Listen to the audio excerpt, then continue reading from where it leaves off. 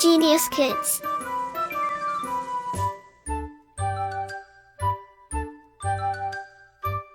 Cultivating love for learning.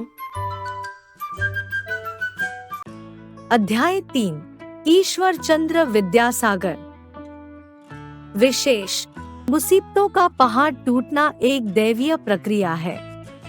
मुसीबत में कभी किसी को घबराना नहीं चाहिए और न ही किसी की दया का पात्र बनना चाहिए।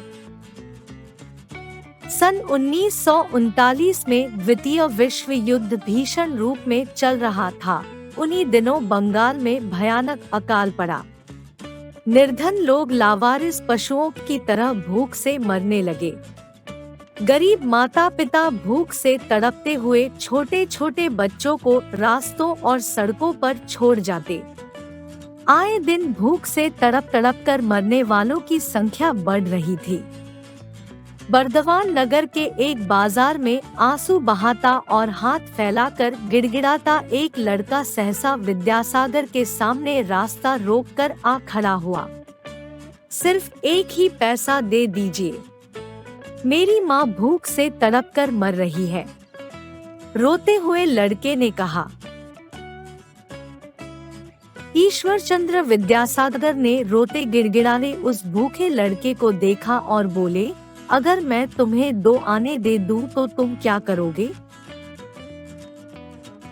लड़के की आंखें अविश्वास से फैल सी गई और उनमें आशा की एक नई चमक भी थी।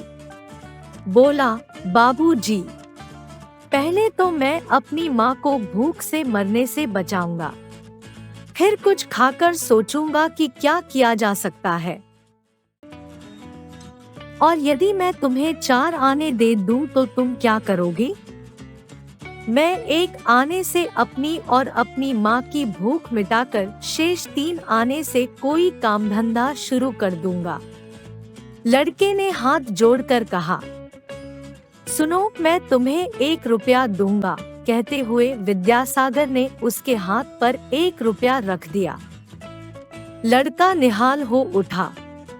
बोला, बाबूजी, आपने हमें बचा लिया। आपकी दया से मैं अब नहीं मरूंगा। मैं फलों को बेचकर अपना गुजर बसर आराम से कर सकूंगा। विद्यासागर ने उसे बीच में ही रोक कर कहा, दया नहीं, इसे सहयोग कहो। तुम युवक हो, तुम्हारे पास 2 हाथ और 2 पाँव है।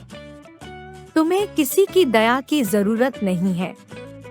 जाओ और मेरी इस सलाह को गांठ बांध लो। प्रणाम करके लड़का अपनी राह चला गया। कुछ प्रसन्न और कुछ उदास मन से विद्यासागर भी उसे दूर जाते देखते रहे। 2 वर्ष गुजर गए। विद्यासागर उस घटना को ही नहीं, उस लड़के को भी भूल गए। उन्हें किसी काम से फिर बर्दवान जाना पड़ा। बाजार में भारी भीड़ से बचते हुए वह चले जा रहे थे कि सहसा किसी ने रास्ता रोक लिया। सिर उठाकर जैसे ही सामने खड़े व्यक्ति को देखा तो उसने झुककर पैर छू लिए और बोला, मुझे पहचाना बाबूजी? अचकचाकर विद्यासागर ने उसे देखा। साफ सुथरे कपड़े पहने वह विनम्रता से मुस्कुरा रहा था। कुछ याद करने का प्रयत्न करने पर भी जब उन्हें कुछ याद न आया तो बोले, क्षमा करना भाई, मैंने आपको नहीं पहचाना। वह हंसा और बोला, 2 साल पहले आपने ही मुझे 1 रुपया देकर मरने से बचा लिया था।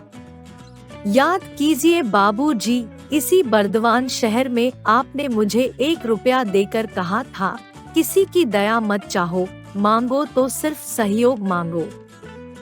आपकी उसी प्रेरणा से मैंने पहले फल बेचने का धंधा किया और फिर धीरे धीरे बाजार में फलों की एक अच्छी खासी दुकान ही ले ली। आजकल आपकी दया से नहीं, आपके आशीर्वाद से मेरा काम बहुत अच्छा चल रहा है। लड़का विद्यासागर से दुकान पर चलने का आग्रह करने लगा। विद्यासागर ने इधर उधर की बात करके फिर कभी उसकी दुकान पर आने के लिए कहा, पर वह न माना और अंत में विद्यासागर को उसकी दुकान पर बैठकर कुछ फल खाने को विवश होना ही पड़ा। विद्यासागर को उन फलों में जैसा रस और आनंद आया, वैसा उन्हें जीवन में बहुत कम चखने के लिए मिला था। ईश्वर चंद्र विद्यासागर हमारे देश के एक महान समाज सुधारक और देशभक्त थे। शब्दार्थ: अविश्वास का अर्थ है विश्वास न होना। निहाल हो उठा का अर्थ है धन्य हो गया, प्रसन्न हो उठा। गुजर बसर का अर्थ है रोजी रोटी का प्रबंध। सहयोग का अर्थ है मदद। गांठ बांध लो का अर्थ है हमेशा याद रखो। सहसा का अर्थ है अचानक। प्रेरणा का अर्थ है किसी काम को करने के लिए दिया गया उत्साह। आग्रह करना का अर्थ है अनुरोध करना, नम्रता से की गई जिद। विवश होना का अर्थ है मजबूर होना। Like, share and subscribe.